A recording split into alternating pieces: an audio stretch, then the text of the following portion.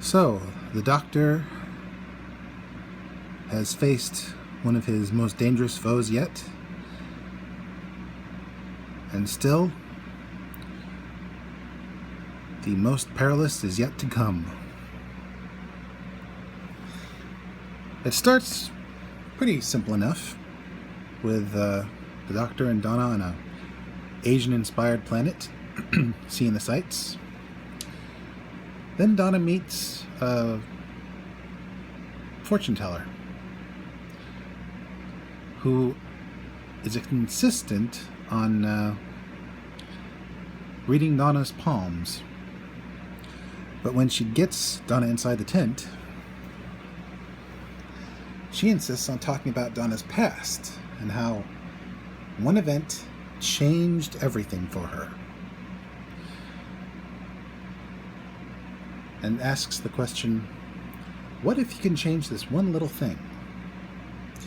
And she practically demands that Donna change that one little thing.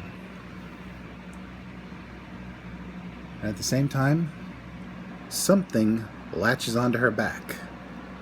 We can't see it just yet, but it sounds positively insectoid. So, Donna is compelled to mentally change her memory. And that changes everything.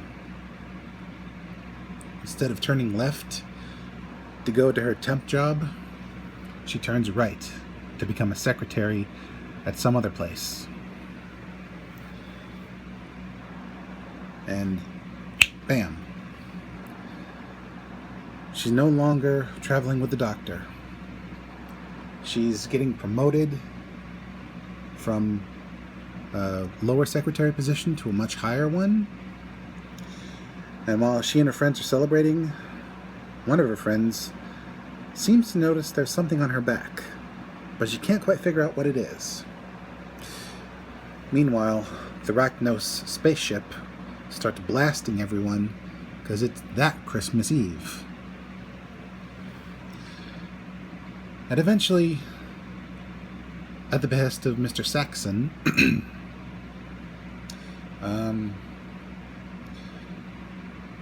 tanks start opening up on the Arachnos spaceship, ultimately destroying it. But unfortunately, the Doctor doesn't emerge as victorious as we thought. It seems when he flooded the place, he forgot to leave, because there was no one there to say, you can stop now. And when Donna goes to investigate, because some force compels her to, she sees him dead under a blanket, dropping his sonic screwdriver on the ground.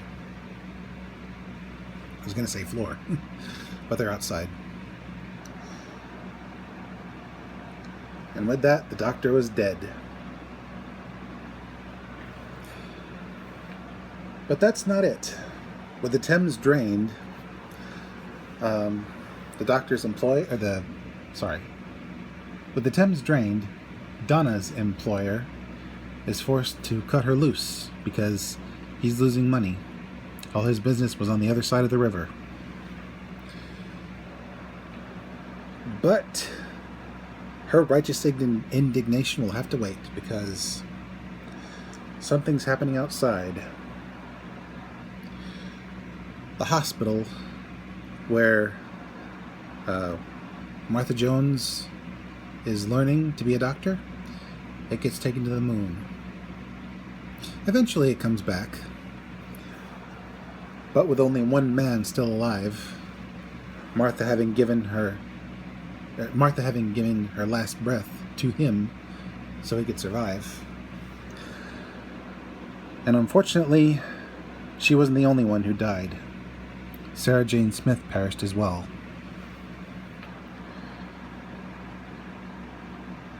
Eventually, Donna, with a little prodding from someone I'll mention later, she takes her family to the countryside for Christmas the following end of the year, only to witness the Titanic spaceship crashing into Buckingham Palace and flooding the whole of South England with radiation. And so, her family and many others become refugees, being forced to live in small houses, several families in one place. They meet a nice, I'm thinking, Italian or possibly Armenian family. And while their spirits are somewhat up, at this point, Donna's mom is completely checked out. But Wilfred's still keeping in high spirits. He believes the U.S. would help, and they would. But unfortunately, with all that's happened in England, Adipose Industries decides to set up in America. And 60 million people dissolve into fat babies. So, no help from America is coming. And with Donna being unable to work any kind of job that she is qualified for, and unable to get any jobs she's unqualified for, she can only sit and stew right up until the Atmos system and all the military vehicles starts polluting the world. And to top it all off, one of the soldiers threatens her with a gun because he could swear he saw something on her back.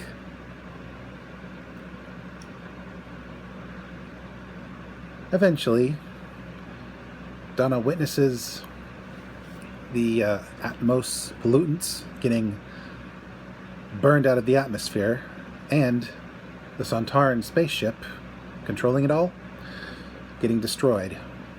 We later find out that Captain Jack and his Torchwood team, a man named Ianto and a woman named Gwen, while Jack is teleported to the Sontaran homeworld, probably to figure out why he can't die. And poor Gwen and Ianto blew up with the Sontaran ship. Slowly but surely, the Doctor's old allies are getting whittled down to nothing. But eventually, while Donna is stargazing with Wilfred, she sees the stars wink out of existence.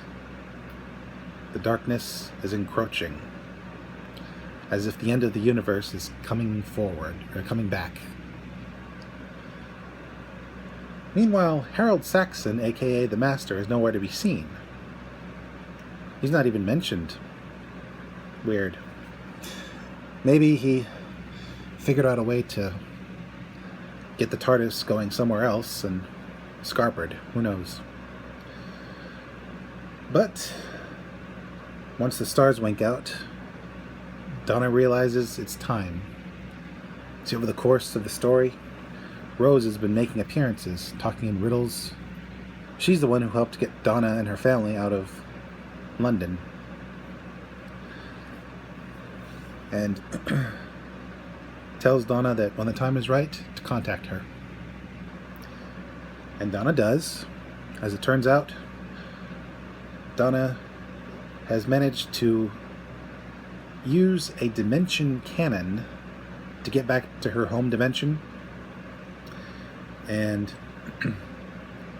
she's hooked up with Unit, but she's as enigmatic with them as she is with Donna, not even telling them all her name. But with a little help from the salvaged but dying TARDIS, they've developed a way to show Donna what is on her back. And it's a beetle the size of a cat. It seems to have latched on and is bending reality around her. And yet, they're getting a signal from Donna as well, like two separate signals bending around each other, which means Donna's got a bigger part to play in all this. So, Donna finds out it's up to her to set things right. She's got to go back to when she first diverted from the original timeline and get herself to turn left rather than right. And there's no guarantee that this will work. In fact, Rose tells her flat out that she's going to die. But at the last second, Donna figures, oh, it's because this false reality is going to be erased. But the look on Rose's face says that's not quite the case. And boom, she's teleported back to when it all went wrong. And she has to run half a mile in 4 minutes. So instead, she makes the ultimate choice. She causes a traffic jam by throwing herself in front of a truck, which blocks the right way, so the original Donna can go the left way, which fixes everything. And as alternate Donna dies, Rose gives her one last message. 2 words that we don't know yet. And back on the Asian-inspired world, the beetle dies, and the fortune teller is freaking out, wondering aloud what Donna is and what she'll become. And she scarpers.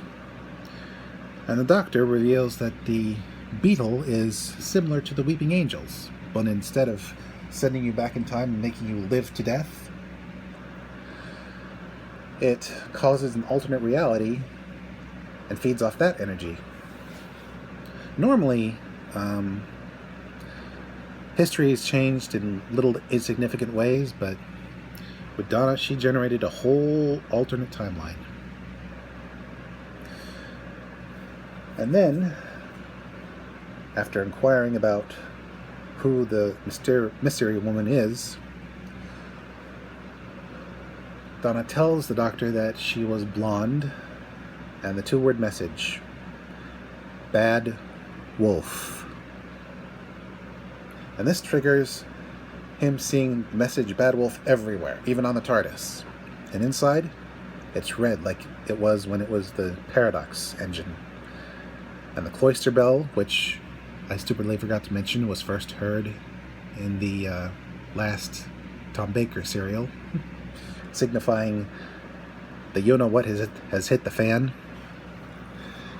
Well, it's blaring now, so they've got to get back to Earth. But when they do get back to Earth, there's nothing wrong. Nothing amiss. It's just a typical Saturday. Then, when the doctor goes back into the TARDIS to figure out what's going on, it hits. The Earth vanishes, teleported away. And everyone feels it.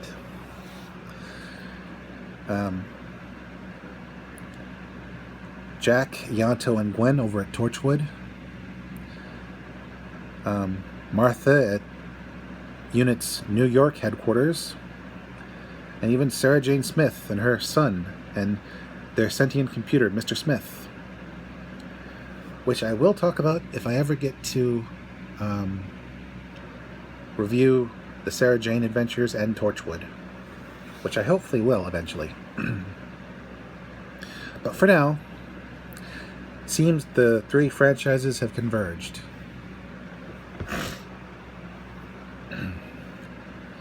Because now, Earth is somewhere else. And it's clustered with a whole bunch of other planets. Kept from dying due to lack of air and sunlight by a bubble. And so, having completely nowhere to turn, the Doctor goes to the Shadow Proclamation, a place he's been using as leverage for a long time now, but we've never seen it before. Turns out it's intergalactic police, the employers of the Jadoon, and run by albino ladies. And upon investigating what happened, they find out that 24 planets have been taken somewhere else. They know not where. And Donna happens on the fact that Pyrovilia and Adipose 3 were also taken. But they were taken a long time ago, so someone's been playing the long game. And then the Doctor remembers one of the people on Planet Midnight mentioned a lost moon, so he adds that to the equation, and you get 27 planets. And it turns out they're all arranged to form an engine of sorts. But is the power source for what? They don't know. Meanwhile, on Earth, they find ships leaving a small moon at the center of this engine, but it turns out that's no moon. It's a space station. And from the space station emerge saucers, and from the saucers emerge Daleks, screaming, "Exterminate!" as they're wanting to do. It seems whatever they have planned, Earth and all those other planets are integral. First, they scare the population of Earth. They take out as many military forces as they can, even taking out the Valiant, the shield helicarrier-like ship that UNIT has that I forgot to mention earlier. Basically, it's similar to the shield helicarrier from the cinematic universe, only done with less sophisticated CGI. But that gets taken out, and the various military forces on Earth get taken out.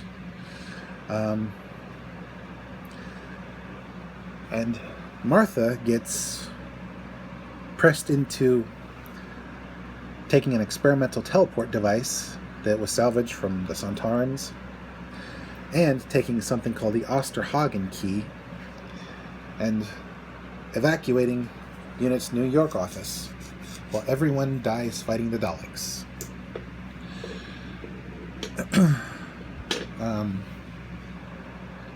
Eventually, we find out where Martha ended up, back home, and she gets in contact with Captain Jack, who, with a little know-how from him, gets not only her teleporter working properly, so she can dial in where she wants to go, but also he manages to get his vortex manipulator going so he can teleport. And it seems that something has contacted all of the Doctor's former modern companions and is getting them to get together to suss out the situation. Turns out the one pulling the strings is former Prime Minister Harriet Jones. Despite being an enemy of the Doctor for like 5 minutes, she knows that he's the only one who can help. So she helps transmit a message to the Doctor to help him find where the planets are. Turns out they were in the right place at the whole time, but they were just at the wrong time. Sorry, right place, but wrong time. The planets were a second out of sync with the rest of the universe. And with everyone working together and Harriet Jones sacrificing herself to provide a distraction from the Daleks. The Doctor manages to get back to Earth. Meanwhile, Martha has revealed that the Osterhagen key, it's part of a last-ditch effort to deny whoever's got hold of the Earth possession of it.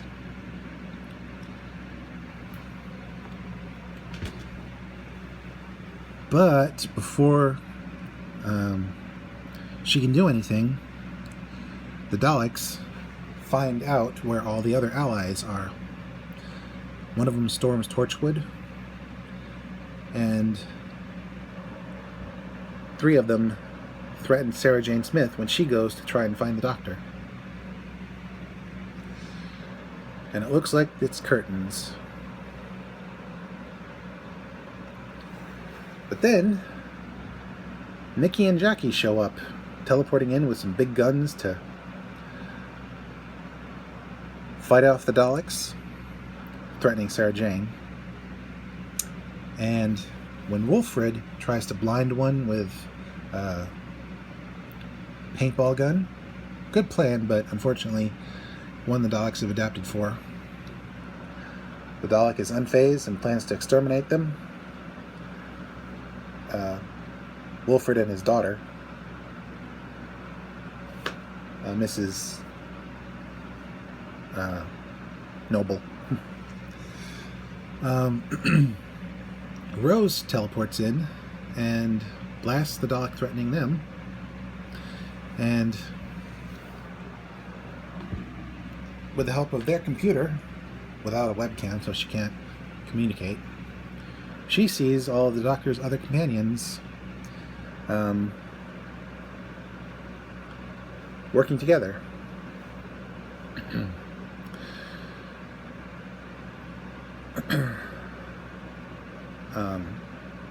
Meanwhile, the Daleks are rounding up humans to take to the space station at the center of the engine, called the Crucible.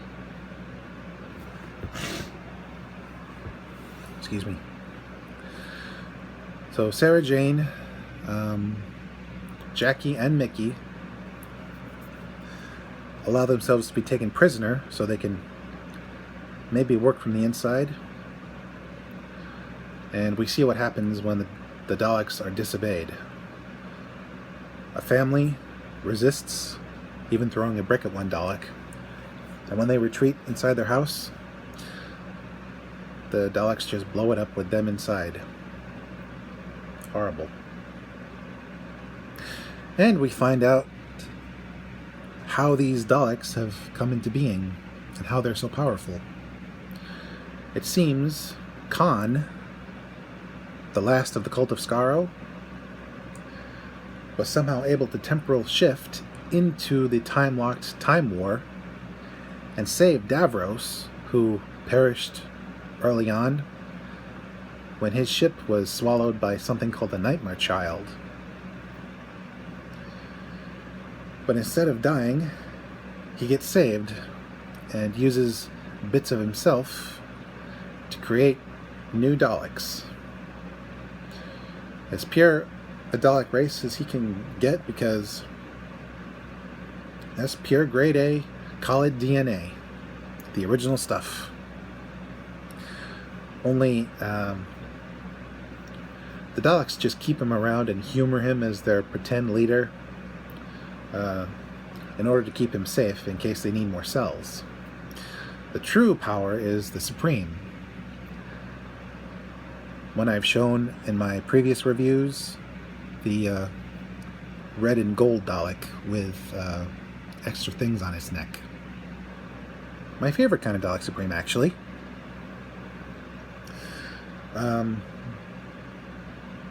So yeah, we find out exactly what the planets are for. They power a device called the reality bomb, which cancels out the electrical charge between atoms, which will spread out from the temporal rift at the heart of the Medusa Cascade, where they are, and destroy all of reality, the entire multiverse. Seems Rose's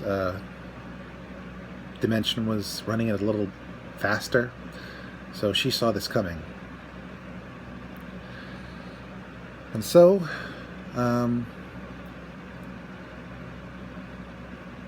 she and everybody else make plans to stop them. The Daleks, that is. Rose finds the doctor, finally, but their happy reunion is cut short when a Dalek grazes the doctor with its weapon. Not enough to completely obliterate the guy, but enough to cause him to regenerate. And with Rose, Donna, and Captain Jack witnessing, the doctor regenerates. But only enough to heal himself. The rest of the energy he pours into his severed hand, which is still on the TARDIS. You would think he would have buried that thing by now, or burned it. But no. Turned out to be more useful than he thought. And so they resume their happy reunion. Unfortunately, the Daleks find them and take the TARDIS into the Crucible, forcing everyone out except for Donna, and then teleporting it to the heart of the Crucible to be destroyed because its shields are down. But instead of being destroyed, amazingly, the energy within the severed hand mixes with Donna and causes the hand to grow a new doctor, the Metacrisis Doctor, who quickly gets dressed, repairs the damage to the TARDIS, and teleports out into space. But then, all the Doctor's companions that haven't been captured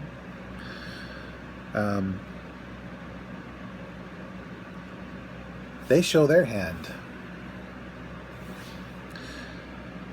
With Ianto and Gwen out of commission because they're stuck in a time bubble, which protects them from the Daleks but also traps them inside. Torchwood, that is. It's up to Captain Jack, Sarah Jane, Mickey, and Jackie, who witness what happens to humans who get exposed to the reality bomb. They just quietly disintegrate. The most painless way a Dalek can destroy a human, actually. Wow. Never thought I'd see the day. They rig up something that Sarah Jane Smith had kept secret for a long time. Explosion contained within a gem, which should be enough to destroy the Crucible. They rig that up. Meanwhile,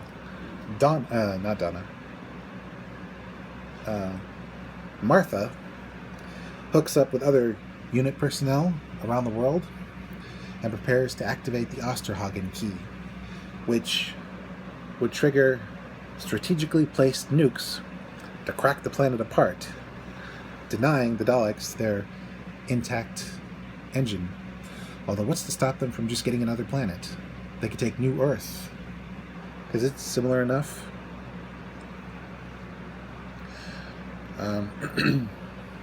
Meanwhile, the Metacrisis Doctor rigs up a device to hopefully take out Davros, which should take out the rest of the Daleks because he's connected to them. Unfortunately, the Daleks and Davros and Khan saw this coming. They enact countermeasures, disarming all the weapons and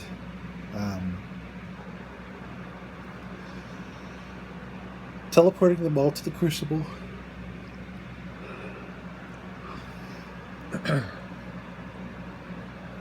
And locking them away so they can bear witness to the destruction of reality itself.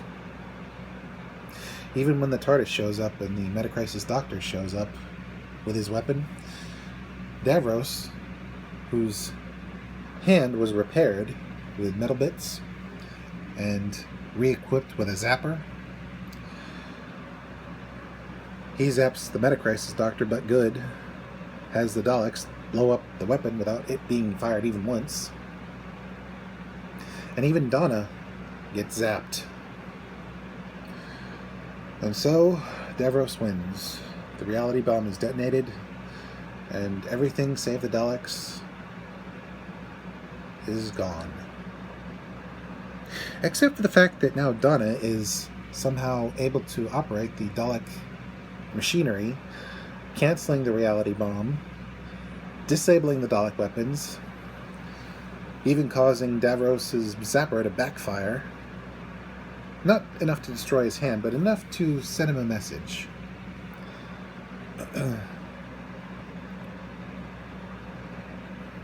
Mickey and Captain Jack get a hold of some anti-Dalek weapons and threaten Davros.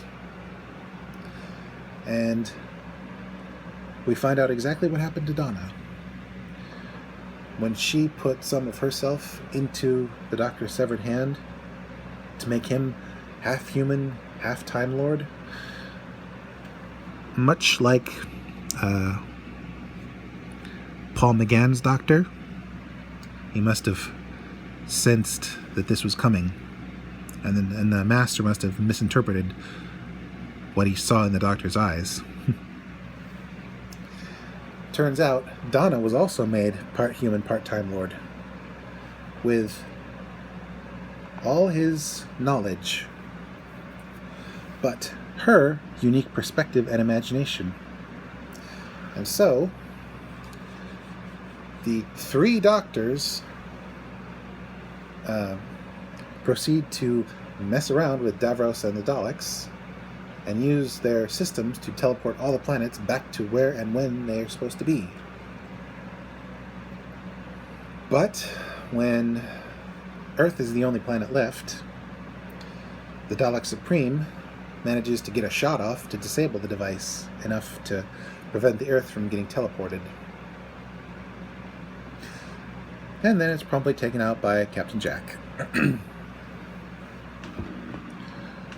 But there's one final thing that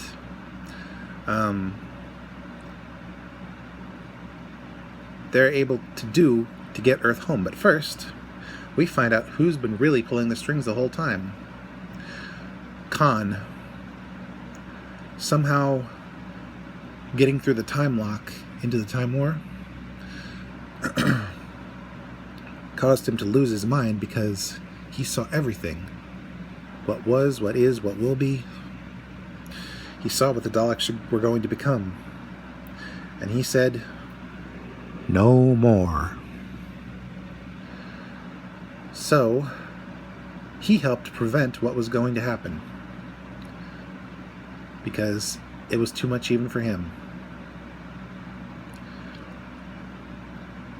He was the one keeping Donna and the Doctor together.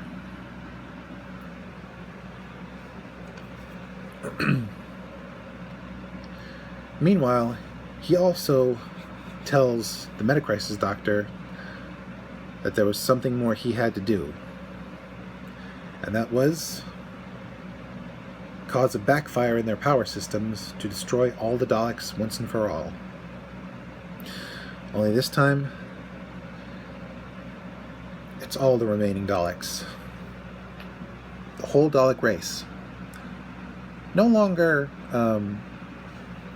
able to destroy reality, but still able to wage war across the universe. So, the Metacrisis Doctor destroys the Daleks once and for all.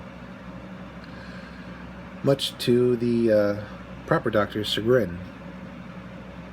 He also didn't like the fact that his companions were prepared to destroy either the Crucible or the Earth to stop the Daleks. Because that's what the Doctor would do, and he doesn't want his companions being like the Doctor. He wants them to be better. But then they do become better.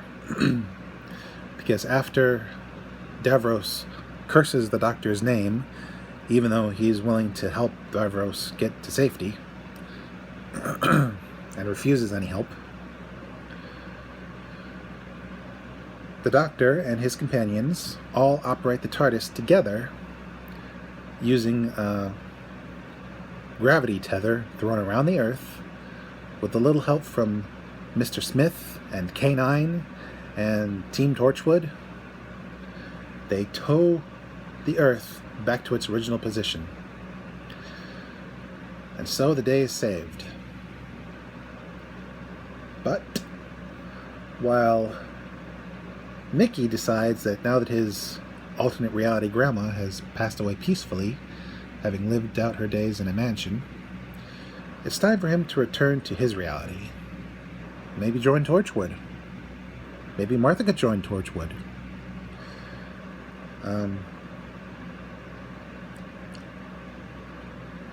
He has Rose go back to Bad Wolf Bay, where they said their goodbyes, and reveals that the Metacrisis Doctor is human enough so that he'll grow old and die at the same rate as Rose. He's the Doctor she could have in her life. He even whispers what he would have said to her had that stupid transmission not cut out. We don't hear it, but we don't need to hear it, because it's enough to get her to kiss him. And so, Rose, her Doctor, and Jackie head back to their alternate reality to live out their days in peace, spawning new generations. Meanwhile, the Doctor and the Dr. Donna, as she calls herself now, plan out where they're going to travel to next. And Donna even mentions how the Doctor can fix the chameleon circuit once and for all. Only she starts verbally glitching and gets a horrible migraine. Turns out there can't be a metacrisis.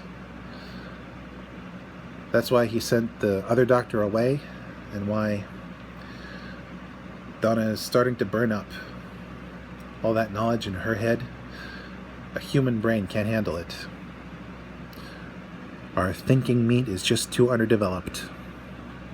But the Doctor has a way to save her life, but there's a cost. Khan predicted that one of the companions would die, and it's this version of Donna. The Doctor has to make her forget everything she's been through, and forget all that knowledge, and have her be back the way she was before she ever met the Doctor. The Dr. Donna dies, but Donna lives. The Doctor has one last conversation with Wilfred and Mrs. Noble, telling them that Donna can't remember anything, otherwise she'll burn up. And while Mrs. Noble's a little cheesed off, having found out what the Doctor and Donna got up to a little later than everyone else,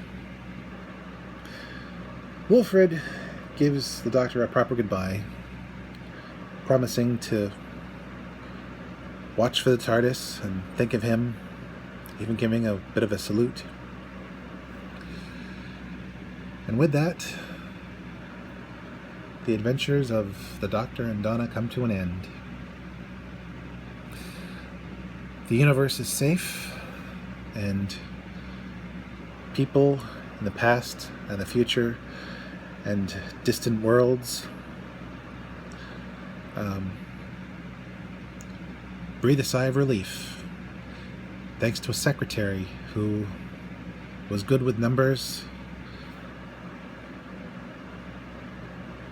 knew enough to inquire about lost planets and disappearing bees, and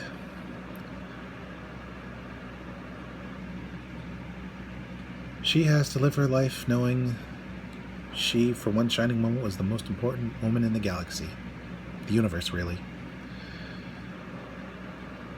And so, to sort of treat his depression, the Doctor decides to visit London in 1851 and have a Christmas holiday.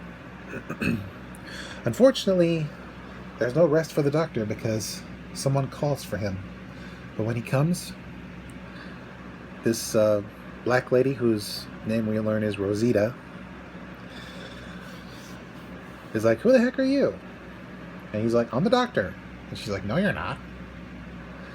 And he's like, "Yes, I am." And she's like, "No, you're not." And he's like, "Yes, I am." And then some other guy shows up and says, "He's the Doctor." He is rather boisterous, similar to the sixth Doctor. But when he gets out his sonic screwdriver, it's just an old wood handle screwdriver, which we later learn is sonic because when tapped against something, it makes a noise. That's how it's sonic. Unfortunately, there's no time for a proper introduction because there's a new type of Cyberman on the loose in the 1800s.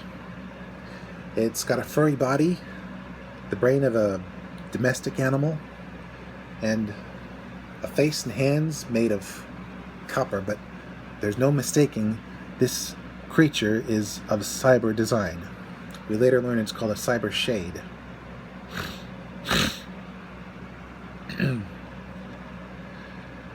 And eventually it's revealed that a woman who has been looked down on all her life because she runs a workhouse and because she's a woman, has somehow made an alliance with the last remaining Cybermen from the alternate reality, who were last seen in the howling dark between dimensions. See, when the reality bomb hit, even creatures in that area were destroyed. So the Cybermen stole some Dalek technology and got the duck out of Fudge, landing in the 1800s. And with her help, they were able to sort of establish themselves, utilize the technology of the time combined with their own for sinister purposes. And so the two Doctors investigate the home of a recently deceased person who was actually killed by Cybermen. And this triggers something in the other Doctor's mind. It seems the Cybermen were the ones who caused him to regenerate. But while he is rather boisterous, he sort of crumbles when facing a full-fledged Cyberman. But they do find, before the attack, something interesting. Data devices that, when properly broken, can act as weapons against the Cybermen, causing an info overload and causing their heads to explode. But this too triggers something in the other Doctor's mind. Eventually, it's revealed that this other Doctor is human, a man named Jackson Lake, who, while headed to some new property he owns in town, he and his wife discovered the Cybermen. The wife is killed, and he's put into a fugue state, which, when he accidentally opens one of the data devices, he sees info about the Doctor, and it's grafted onto him. So he's compelled to get a sonic screwdriver, get a companion, build a TARDIS, which we later learn is actually just a hot air balloon. But it works. and fight to protect London. In fact, that's how he met Rosita. When she met the Cybermen, he saved her. But there's still something missing. Meanwhile, the lady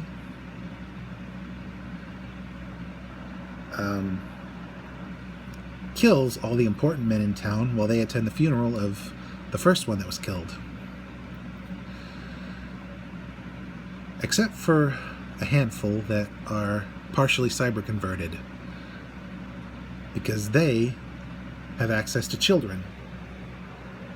And she has them gather the kids and have them work themselves halfway to death in a factory that's generating electricity for something. Then the Cybermen reveal that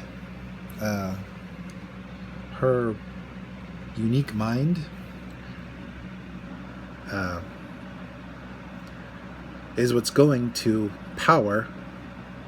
is what's going to control, I should say, something called the Cyber King. And while they're insistent she be the controller, she doesn't want to be the controller because she wants to help while keeping her mind as it is. But the Cybermen have other plans. Her mind is too full of anger and rage and vengeance, so they have to purge those from her in order to be a proper Cyber King. But her mind is so strong and so unique that she's able to combine the Cybermen's mental properties with her own strong emotions. So she disposes of the cyber controller, with the exposed brain, and takes control of the last of the Cybermen and activates the Cyber King, which is actually a giant robot and not a Megazord in sight to stop it. It seems this device is a mobile conversion factory. She can convert the whole of the Earth into cyber form with it. And with her special mind,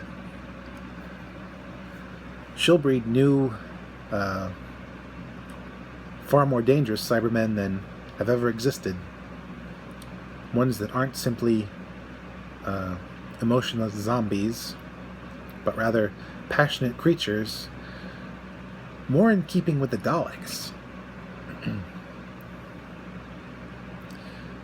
But thankfully, the true Doctor finds out how to beat the Cyber King and finds the missing piece of Mr. Lake's brain. It seems not only was his wife killed, but his son was kidnapped and forced into that factory. And so, after saving the two of them, he takes a piece of the Cybermen's stolen Dalek tech, not to mention all the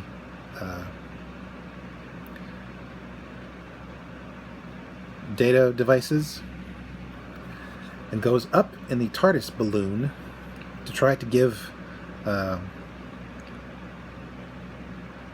the Lady in Red, as she's also known, one last chance. He'll take her to a planet where she can live out her life with the Cybermen. But if she says no, he'll have to stop her. She says no. So he uses the data devices to open up her mind so she can truly see what she's allowed herself to become.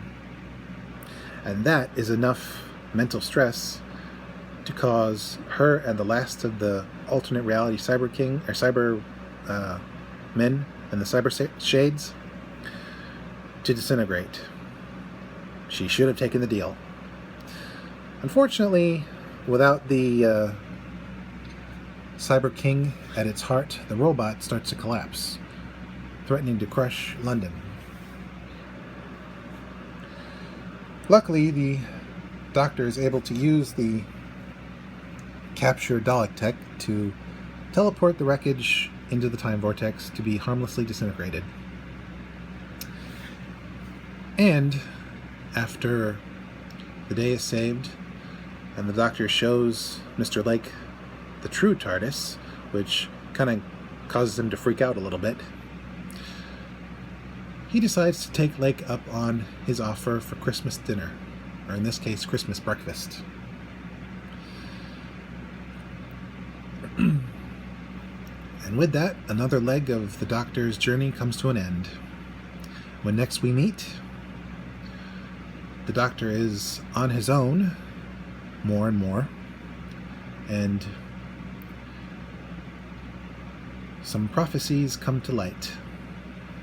And we finally get to see the